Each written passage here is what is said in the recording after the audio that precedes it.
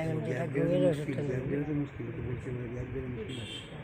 দাম কোথায় দেখি 200 টাকা আছে, এখন এক ঘুমের ওষুধ দেখছি, রাত হলে চলে আসবে, নিয়ে যাবে নিয়ে।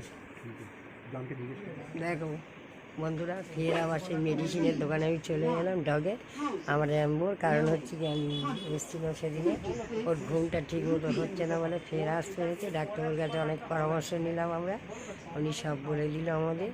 আর আমার পাশের বাড়ির যে লোকটা উল্টোপাল্টা ডালপিন নাকি একটা ওষুধ দিয়েছিলো, বললো ওটা খাওয়ালে লিভার কিডনি ড্যামেজ হয়ে যেত, আরও মানে পস্তি যেতে।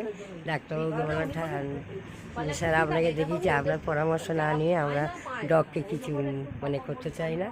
সেহেতু উনি সব পরামর্শ দিল, হ্যাঁ ওষুধও দিল, ঘুমের ওষুধও সব আমাদের দিয়েছে। এখন এই দাদারা দুটো বিড়াল এনেছে, বিড়াল দেখালো কি সুন্দর সুন্দর জায়গা। ওই যে ভিতরে একটা বিড়াল বসে আছে, এই যে এরা এনেছে, এই দেখো বিড়ালটা কত সুন্দর হলুদের। হ্যাঁ একটু খোলো বিড়ালটাকে দেখে।